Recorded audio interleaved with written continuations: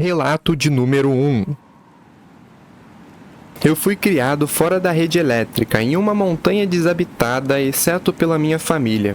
Nós fomos o primeiro lar estabelecido naquela montanha e os primeiros moradores desde que os mineradores do início dos anos 1900 foram embora. A casa de toras que construímos ficava a cerca de meia milha abaixo de um acampamento de mineração abandonado. Ainda existe pouca história publicada registrando a trajetória daquele acampamento até lá ou quem minerou ali.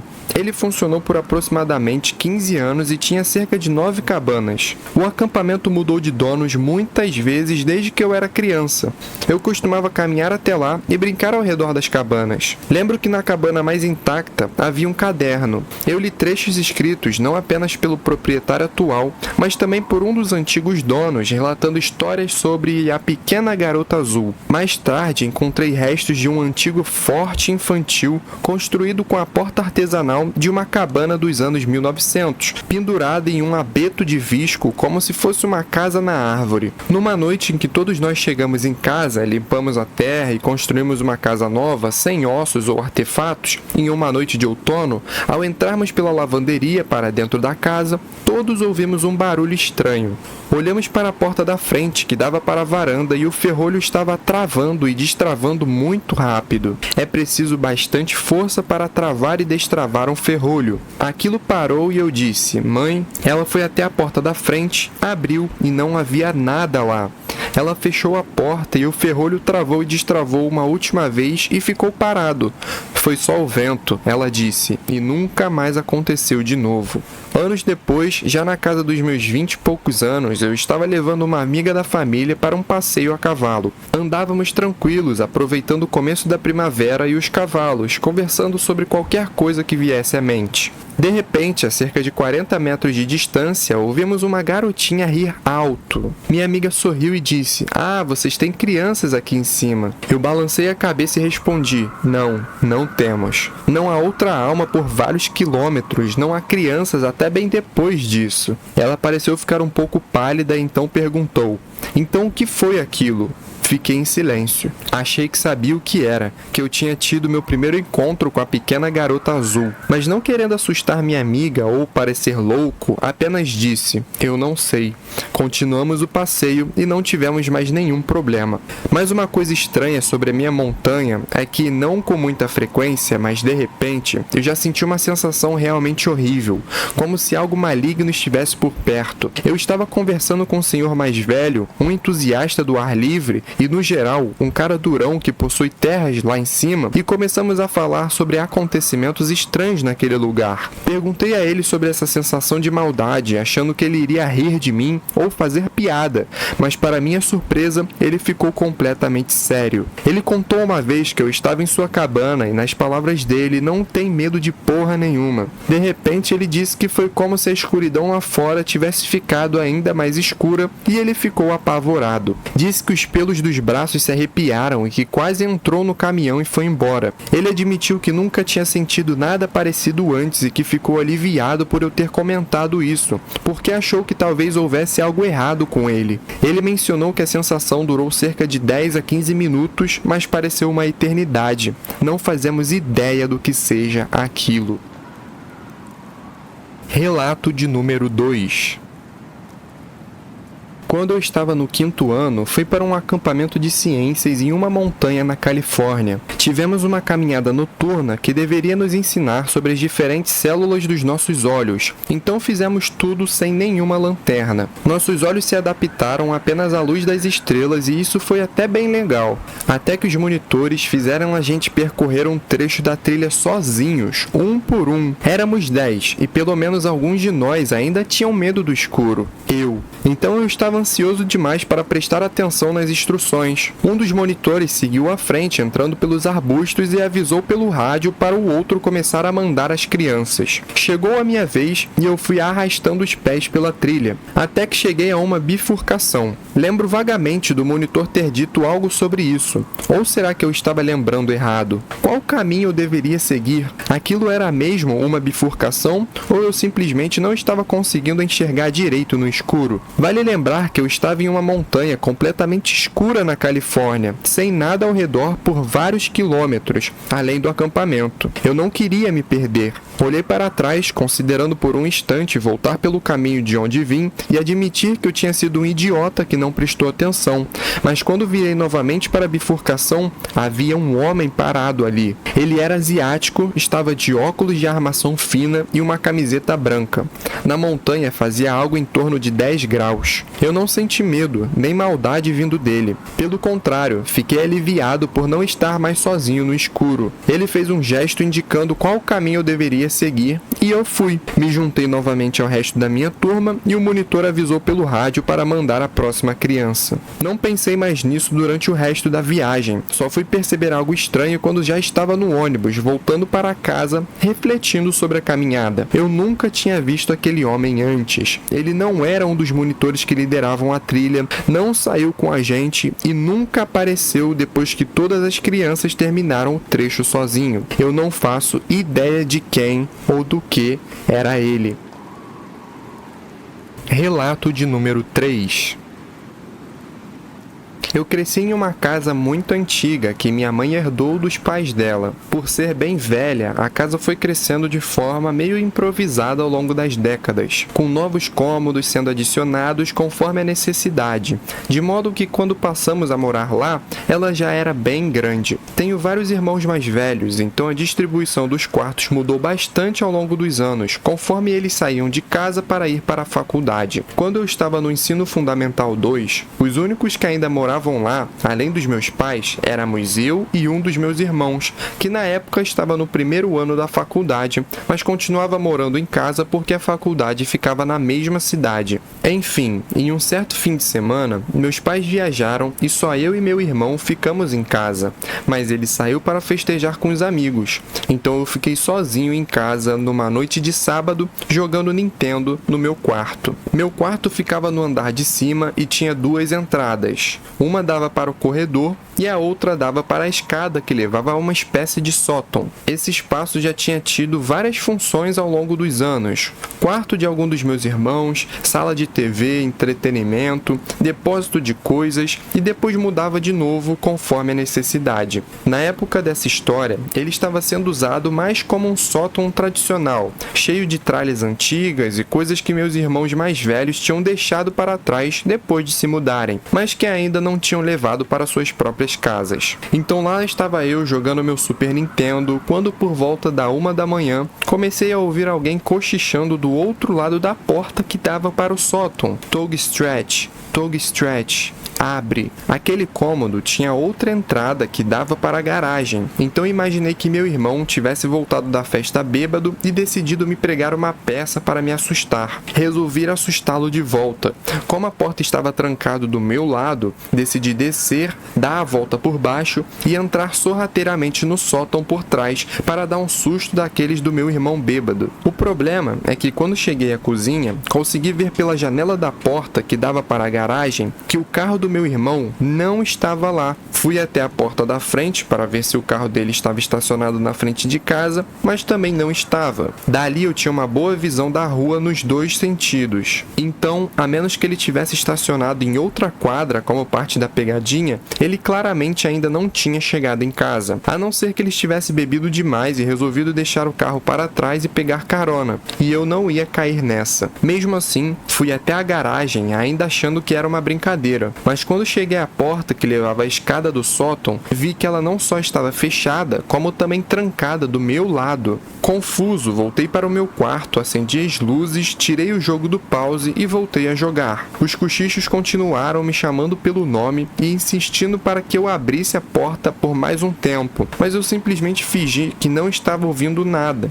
porque eu realmente não sabia o que fazer. Eu tinha uns 14 anos na época e minha cabeça estava tentando entender o que estava acontecendo, porque ou alguém de alguma forma sabia meu nome e que por algum motivo estava usando meu primeiro e meu nome do meio para falar comigo, tinha invadido o sótão e ficado preso lá, ou algo ainda mais estranho estava acontecendo. Isso foi numa época em que o celular não existia, como dá para perceber pelo fato de eu estar jogando Super Nintendo. Então eu não tinha como ligar para o meu irmão nem nada do tipo. E ligar para a polícia pelo telefone fixo nunca sequer passou pela minha cabeça como uma opção válida. Quero dizer, o que eu iria falar? Depois de uns 20 minutos, os cochichos finalmente pararam. Por volta das 3 da manhã, meu irmão chegou em casa, ainda meio alterado da noite fora. Perguntei se ele tinha voltado mais cedo para tentar me assustar, mas ele ficou genuinamente confuso e ainda mais assustado do que eu quando contei a história. Acabamos dormindo no quarto dele naquela noite,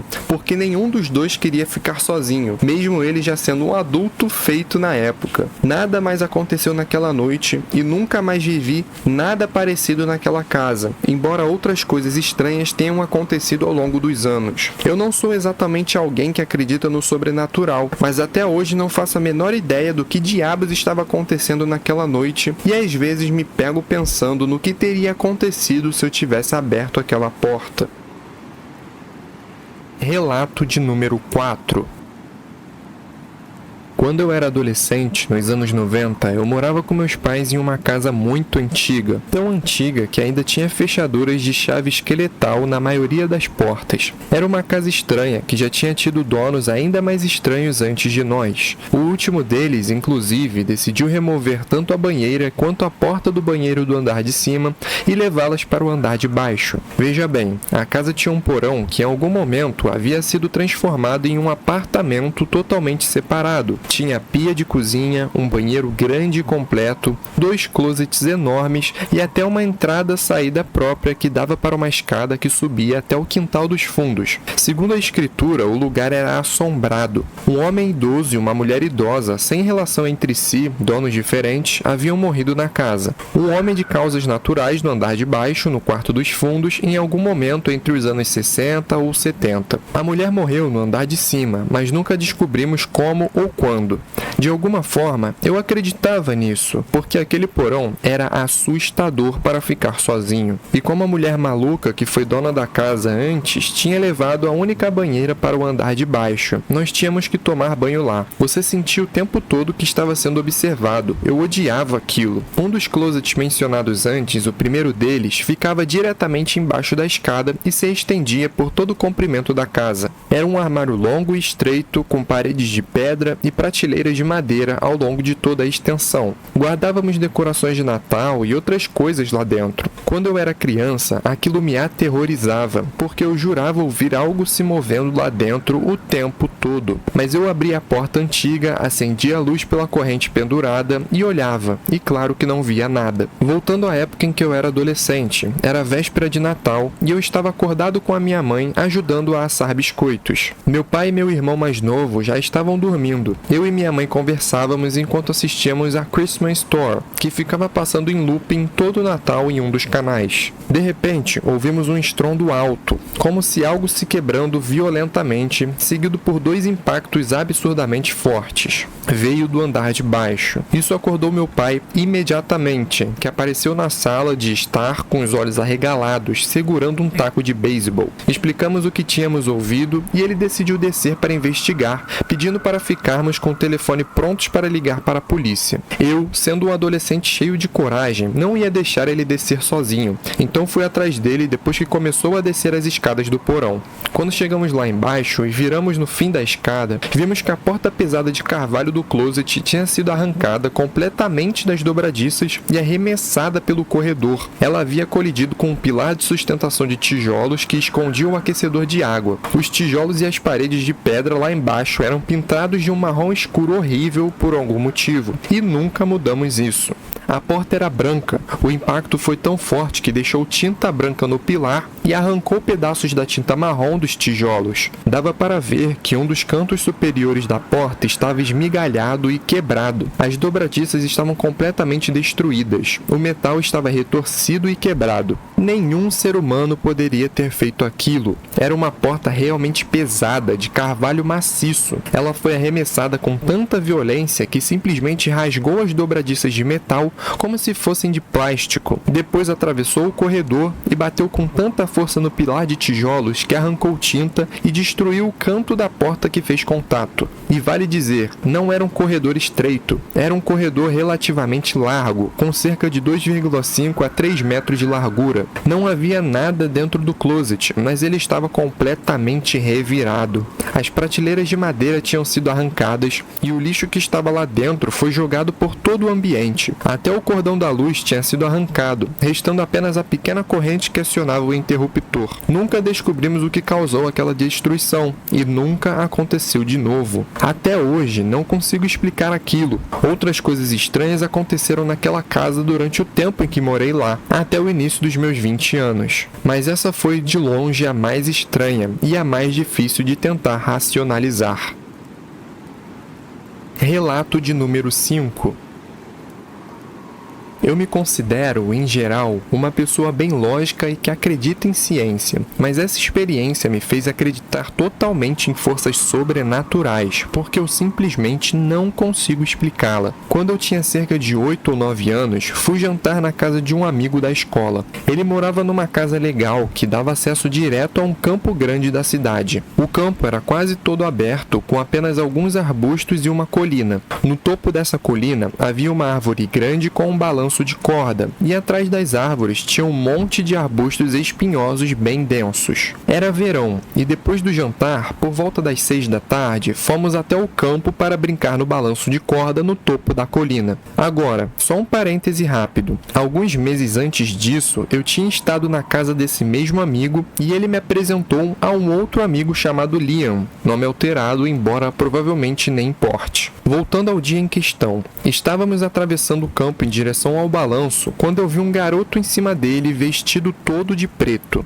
Ele estava em pé sobre a tábua onde a gente normalmente senta, balançando para frente e para trás, acenando para a gente com a mão. Eu falei, olha, parece o Liam, e meu amigo concordou, então aceleramos o passo. O Liam continuava acenando. Quando chegamos um pouco mais perto, percebi que ele estava, na verdade, fazendo o sinal de V com os dedos, que significa um gesto de vai se fuder, enquanto ao mesmo tempo chamava a gente para ir até lá com a mesma mão. O Liam era meio babaca, então isso combinava bastante com o jeito dele. Conforme subíamos a colina, havia alguns arbustos que precisávamos contornar. Depois que passamos por eles, percebemos que o Liam não estava mais lá. Pensamos que talvez ele estivesse se escondendo atrás da árvore, mas quando chegamos bem perto do balanço e olhamos em volta, ele simplesmente não estava em lugar nenhum, e o problema é que não havia para onde ele ir. Atrás da árvore havia um arbusto enorme, cheio de espinhos, denso demais para alguém se esconder dentro. E atrás disso havia um muro alto de tijolos que cercava uma propriedade privada no topo da colina. Olhando dali de cima, dava para ver praticamente todo o campo abaixo. A maioria dos arbustos era pequena demais para alguém se esconder atrás, e não havia como ele ter passado por nós sem que a gente percebesse enquanto subíamos. Eu fiquei tipo, eu tenho certeza de que vi alguém aqui em cima, e meu amigo concordou, mas não tinha ninguém. E o balanço de corda estava completamente parado, como se ninguém tivesse usado havia um bom tempo. Eu pensei, deve ter sido algum jogo de luz ou coisa da minha imaginação, mas essa não é a parte assustadora. Alguns meses depois, na escola, a professora pediu para a gente escrever um texto curto sobre uma experiência interessante que tivéssemos vivido. Eu resolvi escrever sobre aquela situação estranha do balanço e o que eu tinha visto. Afinal, a gente tinha uns 9 anos. Provavelmente era a coisa mais interessante que já tinha acontecido comigo. Alguns dias depois, eu, esse meu amigo e outros 2 meninos que moravam na mesma cidade, fomos chamados para ficar na sala com a professora durante o recreio. Ela exigiu saber porque todos nós tínhamos copiado uns aos outros de quem tinha sido a ideia e como achávamos que 4 pessoas entregando o mesmo trabalho não seria percebido por ela. A gente ficou tipo, o que você está falando? Então ela nos entregou as redações que tínhamos feitos dias antes. Todos nós havíamos escrito sobre exatamente a mesma experiência, com histórias muito parecidas. Todos mencionamos que era uma noite de verão, por volta das 6 da tarde, que vimos um garoto no balanço, vestido de preto, fazendo um gesto com V com os dedos e que ele simplesmente desaparecia quando nos aproximávamos. O detalhe é que eu até poderia entender meu amigo escrever a mesma coisa que eu, mas outros 2 meninos da mesma cidade verdade, e um deles nem gostava do meu amigo, então não fazia sentido imaginar algum tipo de conspiração bizarra para me fazer parecer idiota, ainda mais considerando que todos nós também fomos repreendidos, e eles não eram bons atores, pareciam genuinamente confusos. Um deles perguntou se eu tinha copiado o texto dele e eu respondi: como? Eu nem sento perto de você. Conversamos sobre isso e descobrimos que todos nós tínhamos tido experiências parecidas, mas em dias completamente diferentes, com exceção de mim e do meu amigo, já que estávamos juntos. Um deles disse que tinha visto isso enquanto passeava com o cachorro junto dos pais. Outro disse que viu enquanto brincava no campo com outros amigos que nem eram da escola. Claro que a professora não acreditou que nós tivéssemos vivido aquilo de verdade. Até hoje eu simplesmente não consigo explicar isso. Se eu conto essa história para as pessoas, elas acham que é mentira, mas eu juro que aconteceu. E desde então, eu passei a acreditar em fantasmas, porque eu tenho certeza absoluta de que foi isso que eu, ou melhor, nós, vimos. Relato de número 6. No ensino médio, eu, um amigo e nossas namoradas costumávamos fazer viagens de acampamento. A gente acampava com frequência em vários pontos de um lago chamado Mud Lake. Depois de muitas idas lá, percebemos que uma das ilhas do lago, uma ilha circular com cerca de 36 metros de largura, tinha praias bem arenosas. Decidimos então fazer uma viagem de fim de semana e acampar nessa ilha. Assim não precisaríamos levar os caiaques até o pier para nadar. Naquela sexta-feira, chegamos à ilha por volta das 6 da tarde, os 4 indo de caiaque. Só que minha namorada tinha esquecido algo no carro, então ela e a namorada do meu amigo voltaram para buscar. A viagem de caiaque até a ilha levava cerca de 15 minutos, então achamos que elas não demorariam mais do que 45 minutos no total. Eu e meu amigo terminamos de montar todo o acampamento, sentamos nas redes e fumamos um pouco. Depois de 1 hora, desde que elas tinham saído, começamos a ficar preocupados. Fui ligar para ver onde elas estavam. A primeira ligação chamou e ninguém atendeu. A segunda deu sem sinal. Quando tentei ligar uma terceira vez, meu celular apagou. Meu amigo pegou o celular dele na mochila para ligar, mas o celular dele também estava sem bateria do nada. Decidimos continuar esperando. Finalmente, ouvimos as vozes das meninas conversando e rindo. Dava para ouvir claramente o som dos remos cortando a água a cada remada. Ouvimos os caiaques encostarem na areia e deslizarem um pouco pela praia. E então, silêncio. Chamamos pelas meninas. Nenhuma resposta. Fui até a praia para conferir e elas não estavam na ilha. Voltei, sentei de novo e fumei mais um pouco. A essa altura já estava completamente escuro. Escurecia por volta das 9 ou 9:30 da noite naquela época. Quando estávamos conversando sobre voltar de caiaque até o carro, ouvimos novamente as meninas rindo e conversando. Exatamente a mesma coisa de antes. Ouvimos elas chegando à ilha e depois nada. Nós dois ficamos sentados ali sem saber o que dizer. Então aconteceu de novo, dessa vez cerca de 5 minutos depois. Logo em seguida, vimos uma luz se movendo pelo lago como se viesse de um barco. Ficamos na beira da ilha observando, achando que eram elas e que minha namorada talvez tivesse pegado minha lanterna de cabeça no carro. Sentamos de novo. Então ouvimos as meninas chegando à ilha mais uma vez. Dessa vez, olhei para o meu amigo e ele estava claramente em pânico. Ficamos uns 5 minutos conversando, tentando entender se estávamos ouvindo e vendo as mesmas coisas. Chegamos à conclusão de que a maconha que estávamos fumando devia estar batizada com alguma coisa, mesmo nunca tendo tido problemas antes com aquele mesmo pacote. Então decidimos que da próxima vez que ouvíssemos algo, nós dois apontaríamos exatamente para o lugar de onde o som vinha. Logo depois de combinar isso, ouvimos as meninas se aproximando da ilha novamente. Nós dois apontamos exatamente para o mesmo ponto. Fomos até a beira da água e não vimos ninguém. Sentamos de novo e ouvimos as meninas outra vez, mas agora em outra direção. Apontamos novamente. Dava para ouvir perfeitamente as vozes delas, as risadas. Então, os intervalos entre os sons começaram a diminuir. De 5 minutos para 3 minutos, para 30 segundos, até que começamos a ouvi-las ao redor de toda a ilha. Começamos a entrar em pânico, porque parecia que tudo estava virando um caos ao nosso redor. De repente, ficou completamente silencioso. Tudo parecia parado demais. Então ouvimos o apito de um trem e o barulho de um trem passando, como se estivesse a menos de 400 metros dali. De repente o trem parou. Logo depois, vimos uma fogueira na margem do continente. Ficamos na beira da ilha olhando, e dava para ver pelo menos 6 a 8 pessoas se movendo ao redor do fogo. Meu amigo gritou, perguntando se eram eles que estavam fazendo todo aquele barulho. No exato momento em que ele gritou, vimos as silhuetas das pessoas pararem completamente e a fogueira se apagar instantaneamente. Simplesmente a apagou. Outras coisas estranhas ainda aconteceram, mas vou pular para o final. Por fim, eu e meu amigo já estávamos desmontando todo o acampamento, prontos para dar o fora dali o mais rápido possível. Então ouvimos algo atrás de nós. Nós dois viramos muito rápido, e eram nossas namoradas paradas ali com expressões confusas no rosto. Nos olhamos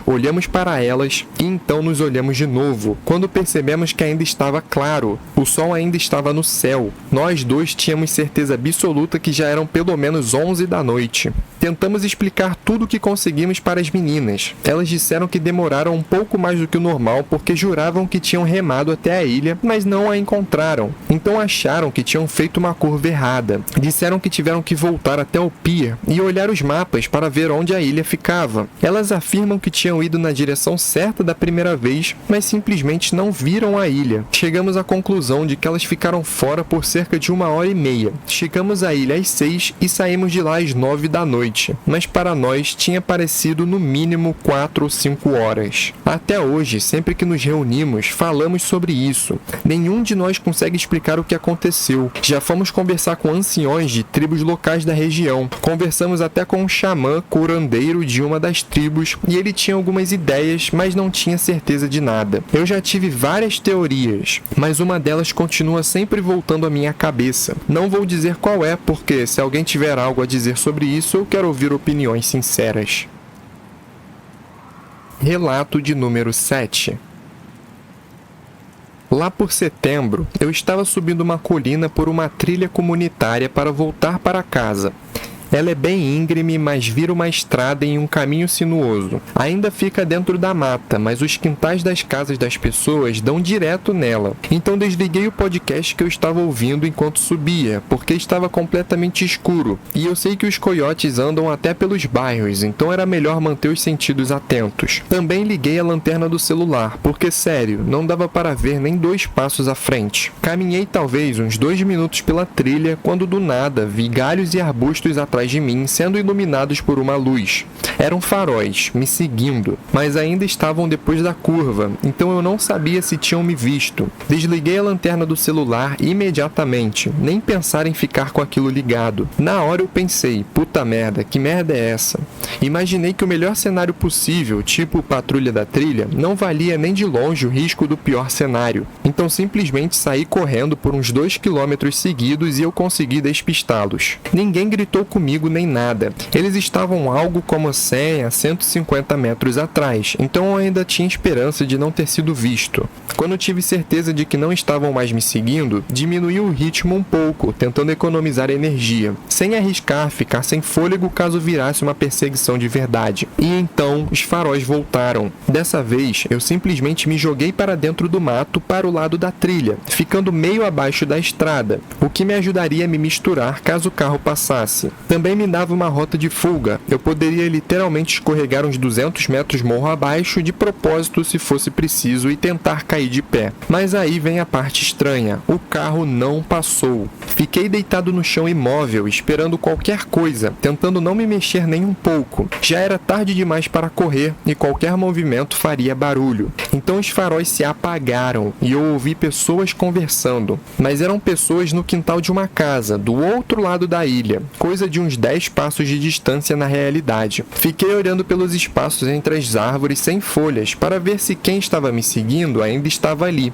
Nenhum carro, nada. Pensei que desligar os faróis fosse só uma armadilha, mas não tinha absolutamente ninguém. Esperei o que pareceu uns 5 minutos, mas provavelmente foram só 2. Recuperei o fôlego e disparei correndo o máximo que consegui sem parar. Saí daquele trecho e cheguei numa interseção de caminhos que levava para o bairro, indo por trás da floresta. Voltei para a rua principal com posto de gasolina, mercado e tudo mais. Consegui sair dali. Isso me deixou abalado a semana inteira. Qualquer escuridão parecida ou até ver faróis à noite me dava um aperto. Eu já sabia disso, mas essa situação reforçou demais o que a gente precisa cuidar das mulheres que estão sozinhas à noite. Ficar junto, proteger quem a gente conhece ou pelo menos manter uma postura não ameaçadora e dar espaço para quem a gente não conhece. Porque, sério, eu sou um cara de 27 anos e eu estava perdendo completamente a cabeça com aquilo.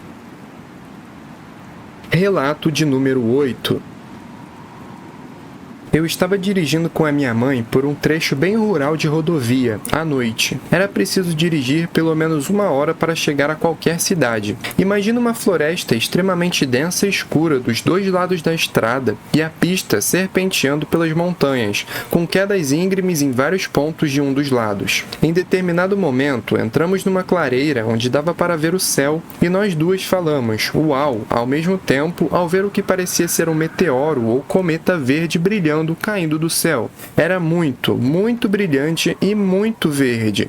Vale dizer que eu tenho outras lembranças estranhas da minha infância envolvendo exatamente esse mesmo tom de luz verde brilhante à noite, mas isso é história para outra hora. E nessa época eu já era adolescente e não criança. Por causa do formato da estrada, era quase impossível determinar exatamente onde aquele objeto verde tinha caído, mas pelo que eu e minha mãe conseguimos calcular, parecia ter caído cerca de 1,6 quilômetros à frente de onde estávamos. Nós duas achamos que tinha sido um evento astronômico incrível que tivemos sorte de presenciar, mesmo sendo um pouco assustador, então seguimos viagem normalmente. Quando começamos a passar pela área onde o objeto provavelmente teria caído, entramos em um trecho muito escuro da estrada, com apenas uma pequena faixa do céu visível e floresta fechada e pesada dos dois lados. De repente minha mãe fez um som de pânico e pisou no freio da nossa confiável minivan dourada, quando uma criatura muito grande saltou para a estrada à nossa frente, atravessou correndo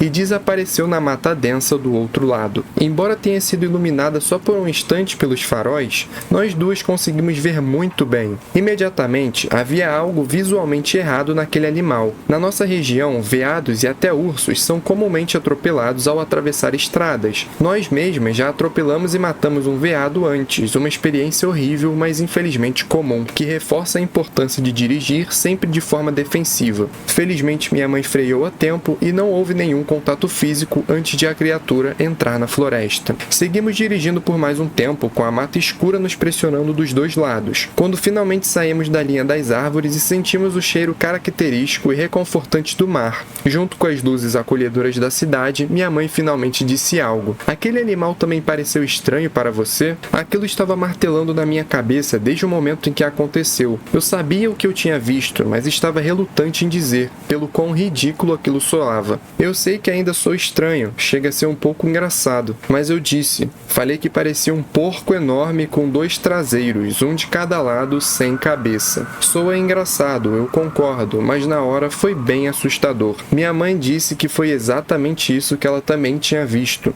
Seguimos viagem em silêncio e quase nunca mais falamos sobre isso desde então. Esse foi, sem dúvida, o meu encontro mais estranho em uma estrada afastada.